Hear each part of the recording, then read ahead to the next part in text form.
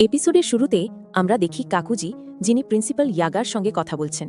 কাকুজি বলেন, তোমার ভুলের কারণে তোমার শাস্তি শুধু মৃত্যুই হতে পারে, এটা তুমি জানো তো? ইয়াগা উত্তর দেন, হ্যাঁ আমি জানি এবং আমি এটাকে স্বীকার করি। কাকুজি চলে যাওয়ার পরে প্রিন্সিপাল ইয়াগা তার কার্স কপসদের সঙ্গে কথা বলেন। তাদের মধ্যে একজন হল তাকেরু। তাকেরু বলে যে সে কিছু সময়ের জন্য উপস্থিত থাকতে পারবে না। ইয়াগা বলেন, হ্যাঁ আমি একটি বড় মিশনে যাচ্ছি, হয়তো অনেক সময় পরে ফিরব, কিন্তু তোমার মা তোমার সঙ্গে দেখা করতে আসবেন। এরপর আমরা দেখি কুসা কাবে এবং প্যান্ডার দৃশ্য। কুসা প্যান্ডাকে বলে, আমি তোমাকে সাহায্য করেছি, কারো সঙ্গে শেয়ার করো না। আমি সাহায্য করেছি কারণ প্রিন্সিপাল ইয়াগা আমাকে একটি উপকার করেছেন। পাশের দৃশ্যে দেখা যায় কুসা কাবের ছোট বোনের একটি শিশু মারা যায়। সেই সোল বা আত্মা যা কার্স কপসের ভিতরে ছিল তা দেখে কুসা কাবে খুব আবেগপ্রবণ হয়ে ওঠে। কুসা কাবে প্রিন্সিপাল ইয়াগাকে ধন্যবাদ জানায়, আর ইয়াগা বলেন, কোনো ব্যাপার না। আমরা তখন বর্তমান সময়ে ফিরে আসি। প্রিন্সিপাল ইয়াগা যাচ্ছিলেন, কিন্তু হঠাৎ এক জির হয়। সে জিজ্ঞেস করে, আপনি কোথায় যাচ্ছেন? আপনার কার্স আর্মিও তো নেই? ইয়াগা উত্তর দেন, যেখানে গোজো সাতুরো সিল হয়েছে সেখান থেকে তোমরা অনেকটা ছড়িয়ে পড়েছ। তারপর কাকুজি প্রবেশ করে। পরের দৃশ্যে দেখা যায় কাকুজি ইয়াগাকে নৃশংসভাবে আক্রমণ করেছে।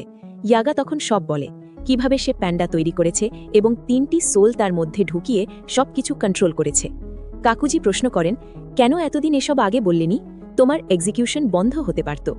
ইয়াগা উত্তর দেন, এটি একটি অভিশাপ, আমি এখন তা তোমাকে ফিরিয়ে দিলাম, এটা এখন তোমার। এবং সে শেষ নিঃশ্বাস ত্যাগ করে। সেই সময় প্যান্ডা প্রবেশ করে। কাকুজি সতর্ক হয়ে ওঠে, কিন্তু আক্রমণ করে না। প্যান্ডা ইয়াগার কাছে যায় এবং তাকে শ্রদ্ধা জানায়। কাকুজি বলেন, তুমি কি আমাকে আক্রমণ করবে না?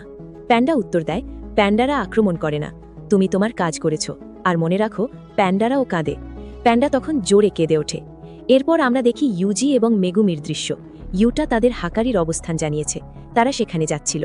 হাকারি ফেস ফাইট করছে টাকার জন্য। আর একটি ফাইট ক্লাবে রয়েছে। ফাইট ক্লাবে ইউজি এবং মেগুমি একসাথে প্রবেশ করে। ইউজি মেগুমিকে জিজ্ঞেস করে, আমরা কেন আমাদের কাপড় পাল্টাচ্ছি?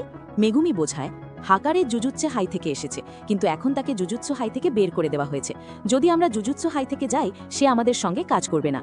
ইউজি প্রশ্ন করে, সে কি আমাদের সাহায্য করবে?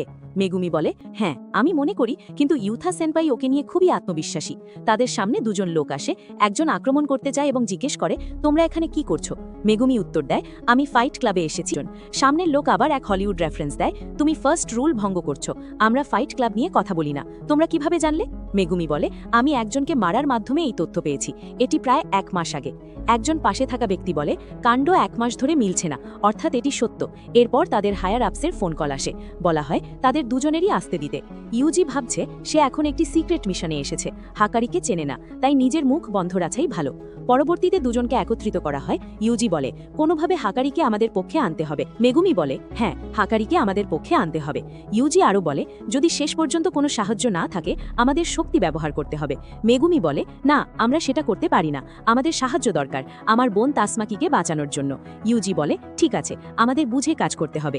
এরপর ইউজি আর মেগুমি এ বিষয়ে আলাপ চালিয়ে যায়। পরবর্তী দৃশ্যে ইউজি প্রস্তুত হচ্ছে, যেখানে সে এরিনার দিকে যাচ্ছে।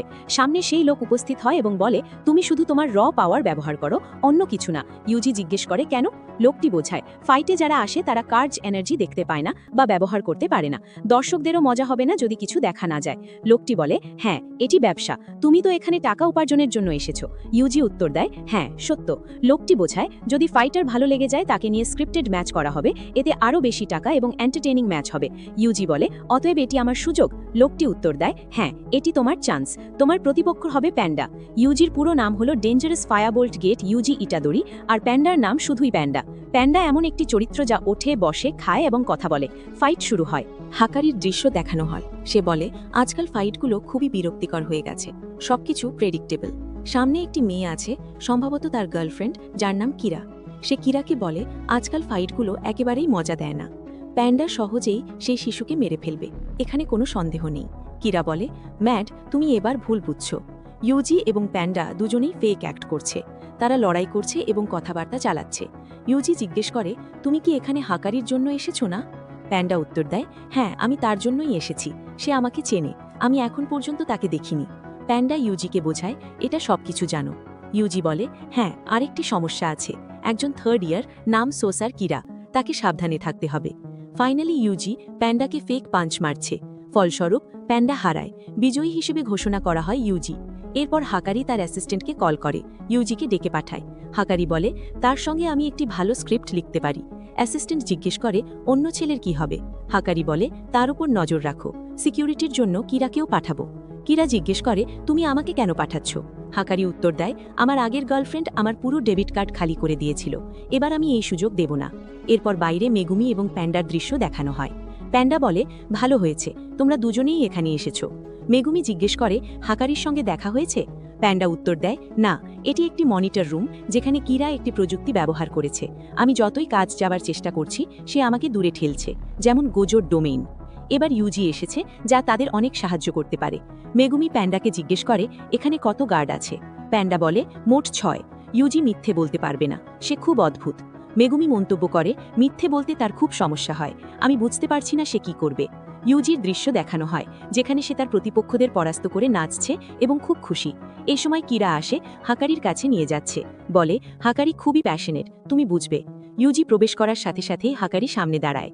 হাকারি বলে তুমি খুব শক্তিশালী ইউজি, যদি তুমি আমার সঙ্গে যোগ দাও আমি অনেক টাকা এবং অন্যান্য সুযোগ দেব।